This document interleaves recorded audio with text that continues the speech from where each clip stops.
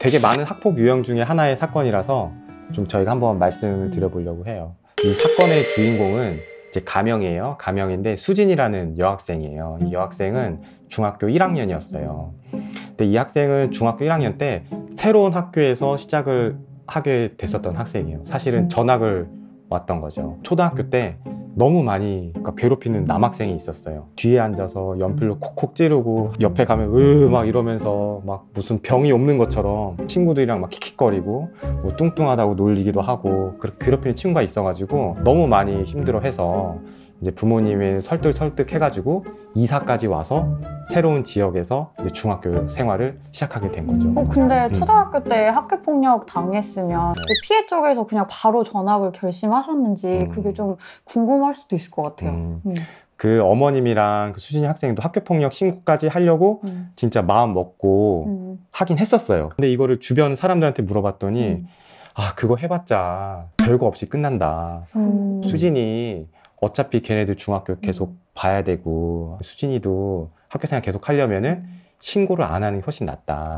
사실 굉장히 그쵸? 부정확한 조언이긴 네. 한데 아무래도 이제 전문가가 아니시다 보니까 주변에서 좀 그래서 이제 학교폭력 신고하는 걸 단념하고 진짜 큰 비용과 노력을 들여서 이사를 갔습니다. 이사까지 하시는 게 진짜 쉬운 일이 아니잖아요. 맞아요. 엄청난 결심하시긴 한 거네요. 맞아요. 딸이 워낙 원하니까 이사를 힘들어하니까 갔던 거예요. 딸도 그걸 모르는 나이가 아니에요. 이제 본인 스스로도 이제 되게 의욕을 가졌어요. 아, 내가 진짜 중학교 가서는 이제 새롭게 만나는 친구들이니까 그래서 나도 잘 한번 친구들이랑 지내보기도 하고 그리고 이제 공부도 좀 열심히 해서 부모님이 좀 기쁠 수 있을 만한 일들을 좀 하자 이렇게 많은 다짐을 하고 했는데 근데 그런 마음이 정말 산산조각이 나버리는 일들이 발생하게 된 거죠. 빌런 총량의 법칙이라고 들어보셨어요? 그렇죠. 네, 회사에서 이렇게 되게 유명한 말이잖아요. 전학 간 학교에도 우리 수진이를 괴롭히는 남학생이 같은 반에 배정됐었어요. 진학까지 왔는데 네, 그 학생 이름이 가명인데 민재라고 하면은 수진이 가지고 뭐 뚱뚱하다, 입에서 냄새 난다, 세수는 했냐. 이 학생이 되게 얼마나 수치스럽겠어요. 옆에 있던 남학생들이 킥킥거리고 수진이는 얼굴이 빨개져서 또 움츠려 들고 아무것도 할 수가 없는 거예요. 괴롭힘을 당한 상태에서 왔는데 또 그러면 정말 위축될 것 같아요. 맞아요. 이제 우리 수진이는 같은 초등학교에서 전학을 같이 와서 말을 나눌 수 있는 친구가 있는 것도 아니고 또다시 이제 교실에서 화장실도 안 가고 하루 종일 앉아서 울기만 하는 거예요. 내가 문제인가 이런 생각을 할 것 같아요. 그렇죠. 자책감도 많이 생기고 무기력하고 그래서 엄마한테 엄마 나 그냥 차라리 그냥 학교 그만두고 나중에 검정고시 보고 그냥 대학교 가면 안 될까? 근데 그때 이제 아버지께서는 이걸 좀 극복을 해야 된다고 생각했던 것 같아요. 아버님도 분명 수진이를 사랑하는 마음에 하시는 말씀이었는데 어디 가나 그런 친구들을 만날 수밖에 없어. 수진이가 이번엔 한 번 더 노력을 해줬으면 좋겠어. 이렇게 타이르듯이 말씀하셨던 것 같은데 수진이는 이제 더 이상 이거에 대해서는 말을 할 수 없는 대화가 이제 단절되고 점점 속으로 곪으면서 초등학교 때 이제 정신과 치료를 좀 받았었거든요. 그때보다 약물 치료를 할 때 더 복용량이 더 많이 늘어났던 거죠. 이제 어머님이 너무 속이 타잖아요.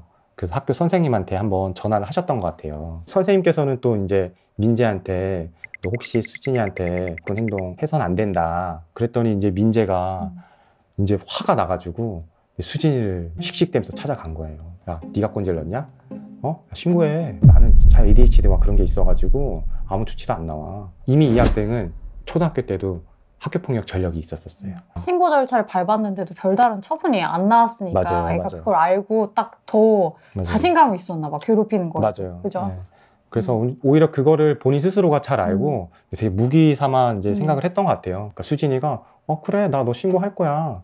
나 당장 신고할 거야. 이렇게 또 이제 맞받아치니까 민재가 또 화가 나서 주먹으로 여자의 복부를 팍 때리기까지 이제 하는 일들이 발생을 하게 됐어요. 엄마가 부랴부랴 학교에 찾아와서 학교폭력 신고를 하겠다라고 마음을 먹게 됐던 것 같아요. 그래서 어머님하고 따님이랑 저희 사무실 왔을 때 이제 어머님이 제일 걱정하시는 것도 바로 그 부분이었어요. 그 학생이 예전에도 학교폭력 신고를 2-3번 정도 당했다고 하는데 근데 그때도 별다른 조치 없이 끝났다고 하더라. 그리고 ADHD가 있으니까 우리도 괜히 신고했다가 별일 없이 끝나는 거 아니냐 이런 부분을 굉장히 많이 염려하셨는데 정말 자신 있게 말씀을 드렸던 거는 어머님 ADHD라고 다 그렇게 아이들을 괴롭히고 때리고 그런 거 절대 아니에요. 그 아이들이 되려 더 조심한 애들도 많고, 그쵸 변호사님? 음. 그걸로 정말 이 애를 때리고 괴롭히는 게 정당화되는 게 절대 아니다.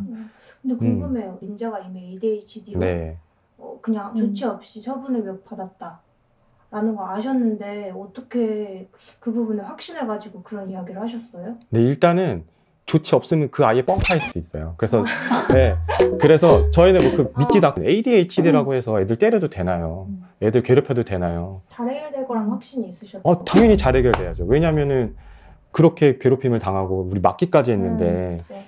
더군다나 선생님께서 주의를 준 상황에서 그걸 보복하겠다고 가서 그 일이 발생을 했다고 하면은 이거는 명백한 학교폭력이 맞거든요. 상황에 대해서 다 들어보니까 뭐 그 자체가 정말 본인의 그런 뭐 병적인 증상을 통제하지 못해서 이게 때린 게 아니라 그냥 고의적으로 때렸다라는 게 너무 명백해 보이기도 맞아요. 해서 과거에 설사 뭐 어떤 부분 때문에 조치 없이 나왔을지라도 이거는 다를 거라는 확신이 좀 있었던 것 같아요. 내가 학교폭력이라는 징계를 받으려면 고의로 그 행동을 했었어야 돼요. 그런데 내가 뭐 우발적으로 아무런 고의 없이 자기도 모르게 통제 못하는 행동을 하게 됐다. 뭐 예를 들어서 이런 경우가 많아요. 불안 증세가 갑자기 높아지고 그랬을 때 그러니까 소리를 지르는 경우가 있어요. 이런 거는 학교폭력에 해당이 되는 게 아닌 거죠. 뭐 다른 학생들 수업권을 방해했다 보기도 어려운 거고. 그런 게 아니라 정말 내가 정말 이 학생을 괴롭히겠다는 생각으로 막 외모 가지고 괴롭히고 또 이제 선생님한테 그걸 말했다고 해서 복부를 때리고 이런 게 ADHD로 미화될 수는 절대 없는 거죠. 저희가 어머님한테 한번 여쭤봤어요. 어머님 그러면 우리 수진이가 다시 학교 생활 잘하고 하는데 가장 필요한 조치가 뭐라고 생각하시냐. 이렇게 많은 부모님들이 그러시긴 한데 이제 강제 전학이요. 이렇게 말씀하시더라고요. 어머니 저희가 받아드리겠습니다. 이렇게 말을 할 수도 있지만은 그거는 그거는 사실이 아니거든요. 이거는 이 피해가 적다는 거를 말씀을 드리는 게 아니라 사건의 스펙트럼을 이렇게 놓고 봤을 때 강제 전학이 나오는 사안과 비교했을 때 상대적으로 경미한 사안은 맞아요. 그 대신 이제 저희가 좀 생각을 드렸던 거는 접촉 금지 뭐 이런 것들을 좀 받아내는 거를 1차적으로 목표를 하고 그리고 우리가 그 학생한테 필요한 게 치료를 받게 하는 게 저희는 좀 필요하다고 생각했었어요. 강제로 치료를 받게끔 하는 의무를 부과할 수도 있어요. 네. 치료가 돼야 어쨌든 우리 아이 괴롭히는 것도 맞아요. 없어지고 그 학생한테도 그게 좋은 일이고 하니까 그 부분을 좀 권해드렸던 거잖아요. 맞아요. 그래서 후포기가 열리게 됐어요. 열리게 됐을 때 이제 제가 좀 하나 말씀을 좀 드리고 싶은 거는 이제 저희하고 상담하는 과정에서 이 부모님이나 아이가 내가 왜 이런 말을 해야 되는지 그리고 내가 왜 어떤 방향으로 가는 걸 해야 되는지를 정말 이해를 하시고 납득을 하시면은 진술하는 거 내용 자체가 완전히 그 진정성이 전달이 되는 게 다른 걸 정말 말씀을 드리고 싶어요. 이 사건에서도 이 수진이 어머니께서 그 학생의 치료를 우리 원한다. 이거에 대해 딱 납득을 하셔서 일단 이 학생 같은 경우에는 이제 불안 증세로 약물의 양이 굉장히 많이 늘어났었다고 했었잖아요. 네. 그 과정에서 겪었던 이제 부모의 심정 같은 것들을 굉장히 잘 말씀을 하셨던 것 같아요. 정신과 이제 치료를 받는 게 마치 이렇게 탑을 쌓는 것 같다고 하더라고요. 이제 온전한 상태가 됐었는데 갑자기 중학교가 돼서 비슷한 유형의 학교폭력을 또 겪다 보니까 이게 공든탑을 잘 쌓았는데 한순간에 다 무너져서 오히려 더 큰 마음의 상처가 남게 되고 그래서 치료의 양도 더 늘리게 되는 그런 과정들을 어머니께서 좀 말씀을 하셨고 진정성 있게 전달이 돼서 저도 마음이 울컥할 정도였으니 거기에 계셨던 분들이 다 그러지 않았을까. 어떻게 이제 이 문제가 해결이 됐어요? 저희가 원하는 조치가 다 나왔었어요. 그래서 이제 의무적으로 치료를 받게 하는 조치도 나왔었고 학급 교체도 나왔었고 그리고 서면 사과도 받았고 이제 접촉 금지 의무도 졸업 때까지 부과가 돼서 저희가 해줄 수 있는 것들은 충분히 다 해줬던 것 같고 수진이도 그 조치에 대해서 굉장히 만족을 했고 좀 마음이 그래도 조금 나아진 것 같아요 라는 말을 저희한테 해줘서 저희가 좀 되게 기뻤던 것 같아요. 막 변호사 하고 싶다고 하기도 하고 아 정말요? 너무 좋다.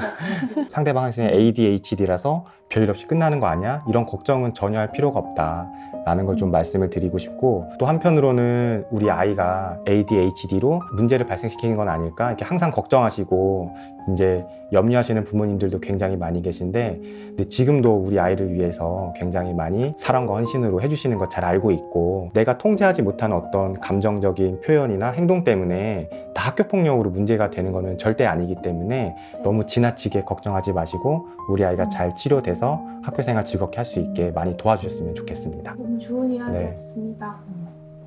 감사합니다. 감사합니다.